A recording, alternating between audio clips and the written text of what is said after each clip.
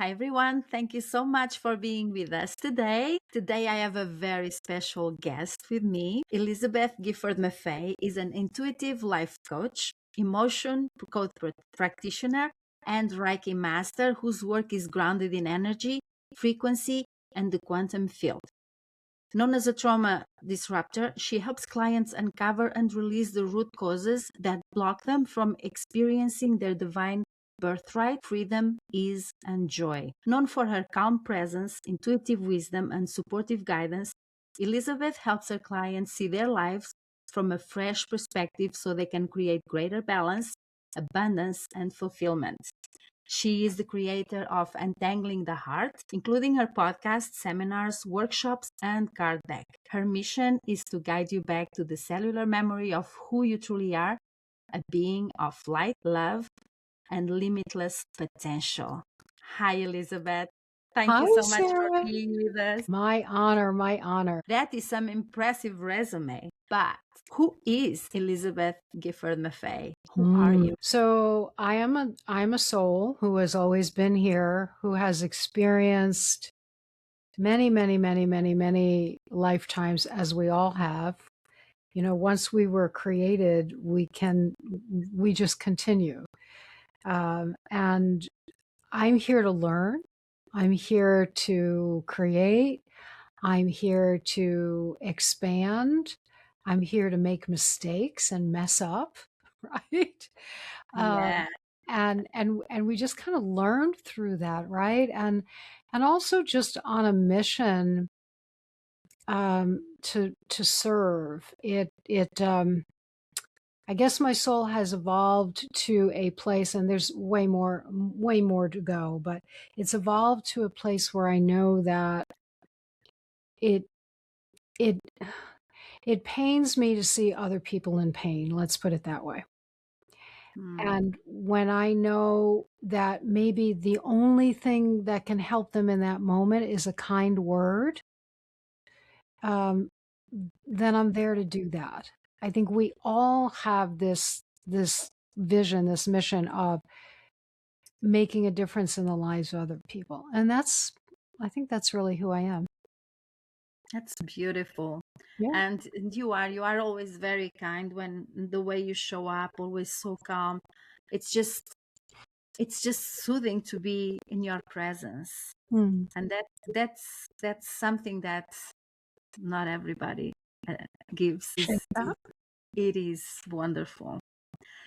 So, how did spirituality and intuitive guidance become part of the way you help people in their business or in their life? So spirit showed up for me a very long time ago. I may not have recognized it, but I almost died when I was 2.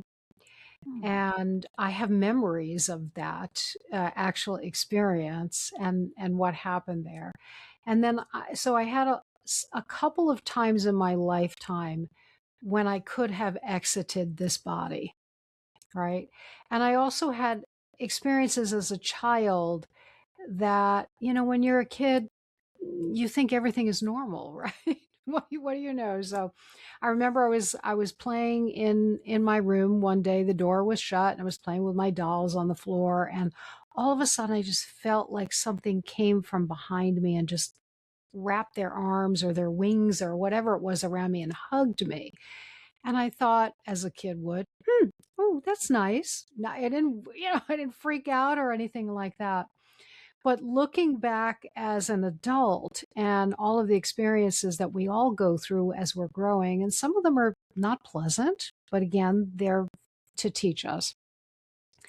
I really wanted to explore more about my understanding that there's more than just what the physical eye can see, or what we even, what we can touch, what we see in front of us. There's so much more. And so I I really practiced and worked on opening up those gifts. And we're all given gifts, every single one of us.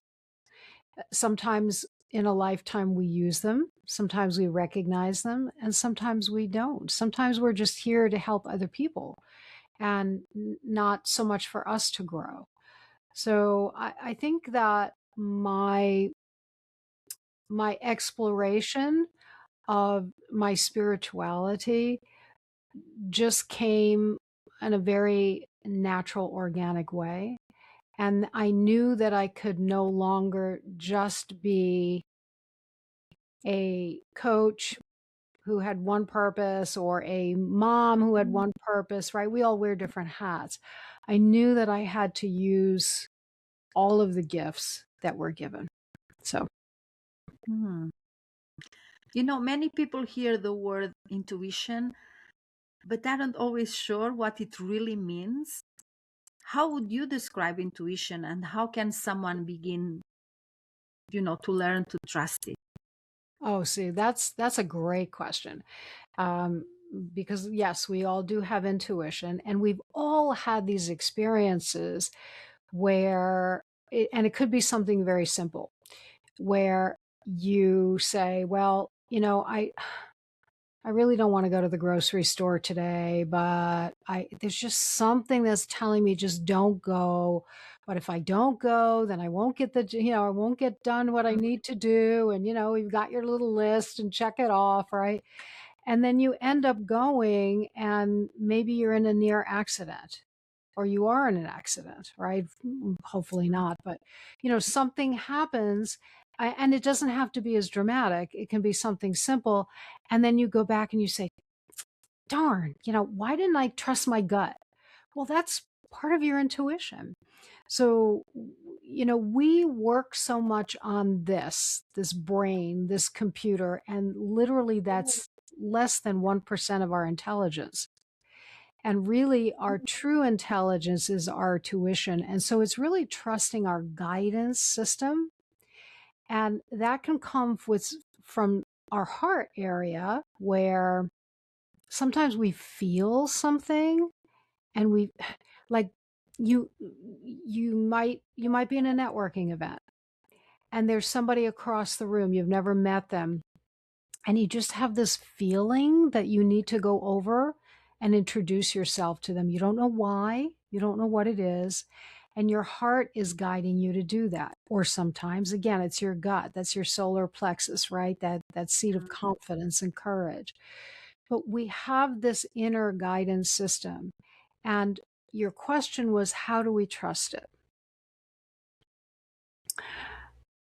So my answer to that, when I started to re-explore in this lifetime, trusting how I connected with spirit and trusting the information that I received, for me, and it might be different for everyone else, but for me, I just made a decision. I just said, whatever information I get, I'm not going to judge it. I'm going to be curious. I'm going to ask more questions. And then I'm going to trust that whatever I get is true and real for me, right? You don't have to explain it to anybody else. You don't have to justify to anyone else. You just know that what you're receiving, you just make that decision. I'm going to trust it. So the next time I get that feeling, even though I feel a little hesitant or I'm second guessing myself and I'm saying, oh, I don't want to embarrass myself, or someone might think I'm crazy, to whatever. Move through that and trust it and see what happens and just be curious. Don't judge, just be curious. That's beautiful. For me, I wasn't taught or to use my intuition. It is what it is. It's life. Let's go. It very. And so it has been only the last, I want to say, 10 years that I've been really letting myself feel and trust those gut feelings and trust what comes to me, right? And you're so right. Sometimes I have this feeling of, someone that I might have seen the day before or not, and then, oh, I'm going to send her a message. And and I do it, and then sometimes they come back with, oh my gosh, I really needed to. And sometimes I say things that I don't even know why I'm saying those things that way, but I've learned to know that they need to hear that. they need to read those words because of whatever is going on in their lives. And so it's something that is very powerful, like you said, if we trust it and we don't question it. Because if I question it, I'm not sending that message, and that person really needed to hear that. Yeah, absolutely. That was just a perfect scenario. And um, questioning can look two ways. Questioning can look like, and I think what you were talking about, don't question it meaning, as we talked a little bit about, don't judge it. And the Yes. reason we judge is because we've had experiences in our lifetime where maybe they were a little uncomfortable. Maybe we've done something once and we felt rejected.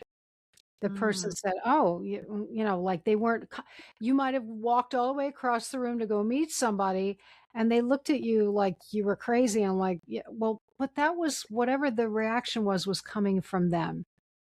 And then what we do is we trap that feeling of being rejected inside of us, but we mm, also have the memory of, oh, if I do that, that's what's happened in the past. So that must be true. And it's not necessarily true. So that's questioning in being judgmental. But there's mm, another way to question, which is what we just talked about, is being curious. And one mm, of the phrases that I love to ask myself is, hmm, that's interesting. What's that about? That's interesting. Why did I just feel that way? That's interesting. Why did I just feel compelled to pick up the phone and call somebody that I haven't spoken to in a long time? And you don't necessarily have to have an answer, but it's okay to question it. mm. And if you do that in that open way without attaching an outcome to it, you'll get more answers that way. Yes, I see exactly what you mean, and you're right. It's about the judgments that sometimes we put on the thing or the thought or whatever it is. Right, right, right. Yeah. Okay, business is often taught as something very logical and strategic. Yet, many successful people talk about following their inner knowing. How do you see the relationship between intuition and practical decision making? I think you have to have a balance for sure. I mean, we both of us run our own businesses. I've been in business for decades. And, you learn through that process of how to do that. Well, what's the whole point of having a business? The whole point of having a business is to provide a service or product or something that's going to make someone else's life better. Right. So you have that vision and that motivation first, but there has to be a balance in everything. If you lean into, well, I'm just gonna kind of go with the flow and fly by the seat of my pants, and just trust my own intuition from day to day, and maybe I'll pick up the phone today and maybe I won't.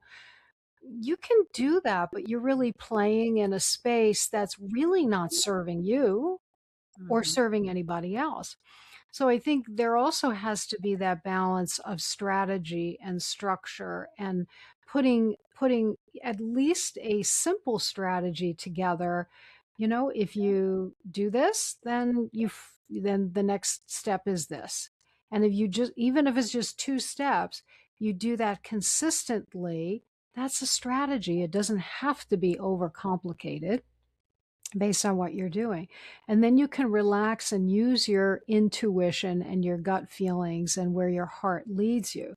But if here's the thing, you have to have a foundation, in my opinion. You have to have some kind of a foundation. Otherwise, you're going to be sinking in that quicksand all the time. And so it requires, at least for me, a balance of structure and then also amplify it by utilizing your spiritual gifts. That's beautiful. A lot of women reach a moment where they realize they've been living according to expectations rather than their true selves. In your experience, what helps someone reconnect with who they really are? What a great question. Here's the buzzword expectation, right? Like, and especially, and I don't, whether you're a man or a woman, we've all had expectations put on us from very, very young, very young. One of the I think one of the greatest crimes of expectation is that a lot of, maybe not all, everybody's family is different, but a lot of men were taught that they can't really be emotional. They have to hold in their emotions. That's an expectation. You have to be strong. You have to be the provider. And not that women are providers, because we certainly are as well. We've taken on all of those roles, and we always have been that. But there's certain expectations that society has placed on men and women and has held all of us back. And so I'd love to be able to just kind of disintegrate that word, because then what has happened is that we think somebody else's stories, whether it's family, family story of expectation, or teachers, and I can speak firsthand because I've been an educator. I was an educator for many years. We start to believe those stories are ours, and we start to expect certain things from us, which can limit us. Does that make sense? A lot of sense. Yeah. Yeah. Can limit us. So again, once we start to trust ourselves first, Mm. and the divine within us, right? The spirit within us, whether you connect with God or whatever it is that you call the divine. I mean, we are divinely made. When the second we were created, there was a spark. I mean, it's scientific, and I love science too. So, you know, Yeah. it's there's that balance. But the second that we were created, we were divinely created. So once we start to go back to integrating, trusting ourselves, and not owning the stories and the expectations of others, then we can really start to create our own reality, which can be like way more abundant than we've been receiving. Yeah. Well, we are creative beings. So we were made to the image of the creator, right? Exactly. Exactly.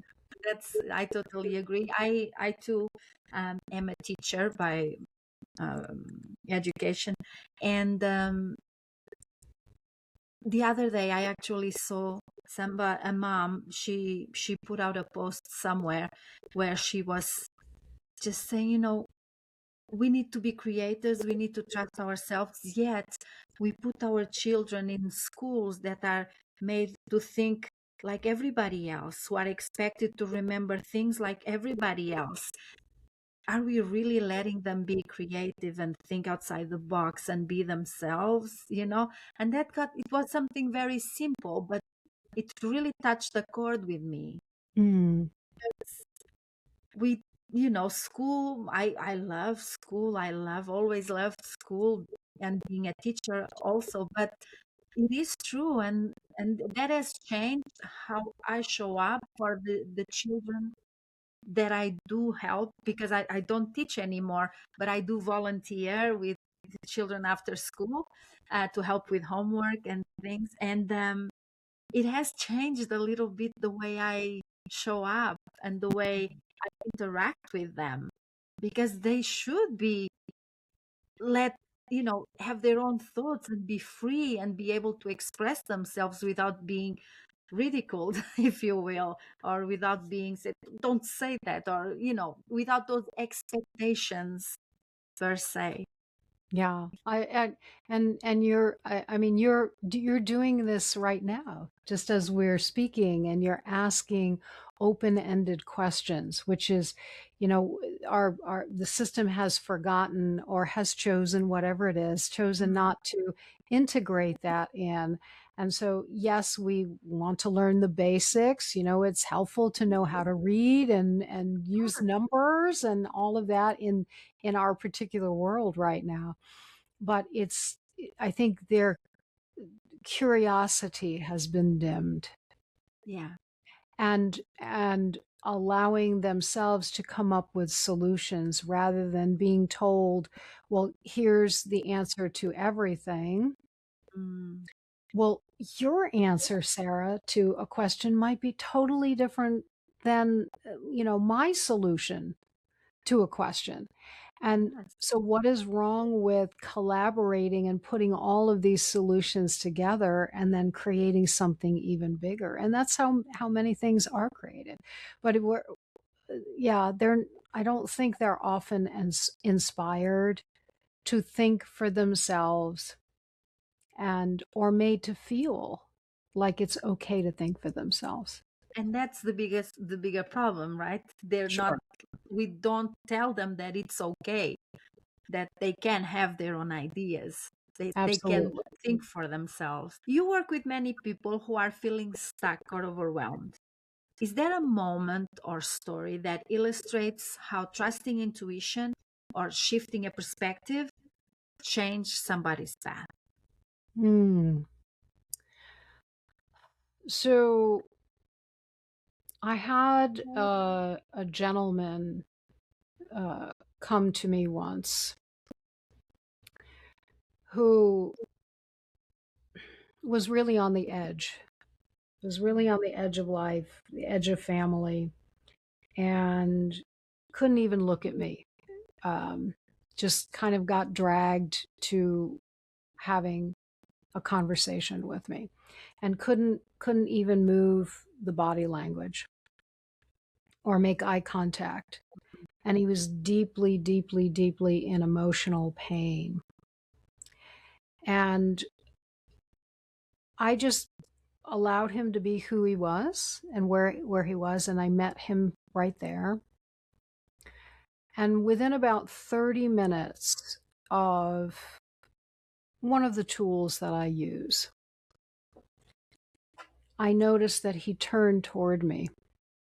It was literally a total turnaround. He turned toward me and he was able to look up and make eye contact with me. This was, I think, one of the most severe cases I had worked with thus far. He wasn't smiling or anything like that. And then as I was utilizing this tool within that, I helped him with a perspective of just being curious, and I didn't tell him what to do, but give him ways that he could look at things in a different perspective. But before, he couldn't believe it. He couldn't believe it for himself. So no matter, if he read a million books or heard a million people or even heard me, whatever, he would not be able to move forward. So there was just so much heaviness and pain within him, and we had to remove some of that first. And by the end of the hour, he was actually smiling. And really, he was on the edge before he had come. And later on that day, I got messages saying that I don't know what happened, but I can't think of a negative thing. And I don't remember the last time I was unable to think of something negative. So we are so incredibly made, and we are all energy, right? And so there are solutions, and there are ways that we can shift in perspective. And it's not so much, not that this is a wrong thing, but it's, in my perspective and my experience, it's not enough. We can't just sit and write I am statements and then think that's going to solve everything. I explain it like, if you have a glass and it's filled halfway up with mud and soot and sand and dirt and rocks and all of that, and you pour water in it, you keep pouring the good stuff in, it's still muddy. It's still mucky. Like there's no way to get rid of that, right? Because you can't pour in good stuff if you've got heavy stuff holding you down.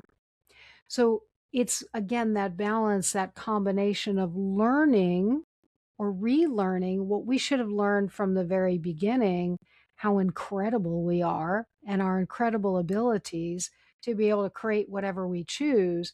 But now we've got to remove all of that stuff, whether you were bullied at school, and I was bullied a couple of times in school, even through high school. Whether you were bullied in school, whether someone told you one time that you weren't good enough, trust me, that's inside of you. If you were rejected and you went to play, you were 7 years old and you're on the playground and you wanted to join a group of kids, and somebody said to you, oh, we don't want you here, whatever it was, you may not consciously remember that, but that's all that sand and that muck and that dirt and that old stuff that you're holding on to. And when we have a combination of clearing that and then relearning how incredible you are, that's when we get the magic. Oh, that's beautiful. And yes, and those and the negative thoughts, they are the ones that stick with us. They stuck and they don't want to leave us, and those are the ones that we go to whenever something isn't going right. So it is important that we clear everything and start from a different place. I love Mm-hmm. that. Mm-hmm. Mm-hmm.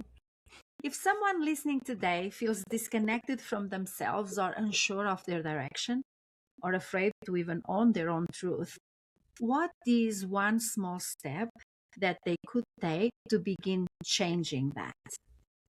I love that question. The first thing that I would suggest to start with is awareness.